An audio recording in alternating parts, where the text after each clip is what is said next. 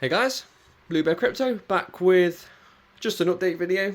It's bittersweet at the moment. So we've got the highest highs. We've got some all-time highs for Bitcoin, and that should be shortly followed up by the alt season. I'm guessing in like a few months. Main problem at the moment is still that electricity prices are just high. We haven't got a lot of wind. We've not got a lot of sun. And also in the UK, we have a Sizewell B nuclear core down, which gets refueled every year. So that means that we've got less power being distributed to the UK. So I think we have to import energy as well. And because there's not a lot of wind power, it's just prices are just higher. So mining at the moment isn't really feasible. Even just to get the coin, it would cost way too much. So what I'm doing at the moment is this one is connected to the Octominer. I also have this one on the wall connected to my 6600 XTs. They run from about 12 till 5. At the moment, they're just dry and close every day, so at least they have some sort of purpose. I am thinking probably I need to start bringing these in. It is getting cold, so the Casper miners are running, and we are currently at 18 degrees hot side. I've increased the level of the fans because I want to try and keep this room as warm as possible, just so we don't start getting to freezing temperatures, and I want to try and avoid like thermal expansion of the motherboards and things like that. Prices are high. I also looked at the previous years, so 2023 and 2022's rates, and I actually forgot how expensive rates were for 2022. In the UK, we got given essentially like a reimbursement monthly. I think we got something like £66 taken off our electricity bill every month, just because it was so expensive, and it was sort of to alleviate the cost of living whilst there was a recession going on. So the rates didn't feel too high, but at the same time, we haven't got that now, and the rates are going back up. So it's kind of like this feels just as bad, but in reality, the actual cost of electricity was more in 2022. What I will be doing with the Casper rigs, because these are basically little radiators, I'm going to take the top 2 or 3 points of this shelf off, so I can have them inside all running in one room and just acting like a radiator. I would like to bring this one in at some point, the 6600 XTs, and just have them running, like I said, just between 12 and 5 to keep the house a little bit warmer. But fortunately, we are going to use them as heating, so profitability, like I always say, isn't too important right now, but at the same time, if I ran them all day, then I wouldn't be able to afford to just keep them running 24/7 at the rates that we've got. Historically, looking at the agile rates that I'm on at the moment, for the next few months, it probably isn't going to be that great.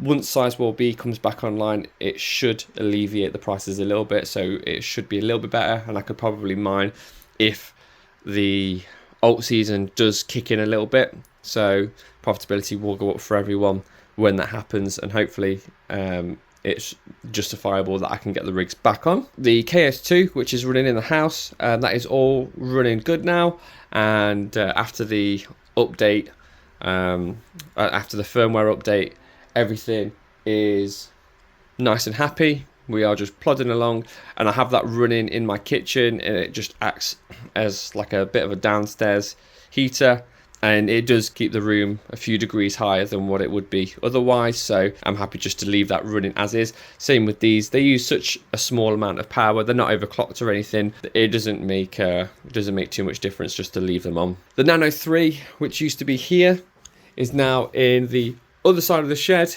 and that is just a little heater to keep that side of the shed a little bit warmer for my partner, just because this is still a shed. It has got a little bit of insulation, but it is still going to get super cold if it's got no sort of heating in it. So that one stays running. Haven't hit a block on that yet. It's a lottery miner. One day we might. After the long wait and believing that crypto is going to go back up, we are finally there. Yay! And it's such a good feeling. There's been some proper lows, just grinding through, when it felt like in 2022 or 2021 it felt like there was just a lot more money flowing for everyone, and we could all buy whatever we wanted. I was buying GameStop stocks and just buying tons of crypto, and I didn't even understand it at the time. And then the years after, everything just felt really tight. I don't know if that was the same for everyone else, but that's just how it felt for me. Just getting through those times where everything did feel a bit tighter, it's just nice to sort of see that we are actually on the up, and this thing might actually have been worth it, which I always thought it would go back up, but just to actually see that happening is satisfying. So yeah, we just need the alt season to come up. We need massive percentage increases from those altcoins. As of right now, Casper is at 14 cents and it's gone up 25% in one day, which is insane. But it does feel like the price has been massively suppressed, and I'm not too sure what the reason was. It'd probably be worth having a look on the Explorer to see where all the selling pressure is coming from. But yeah, it's nice to finally see it go up. And also, I think so.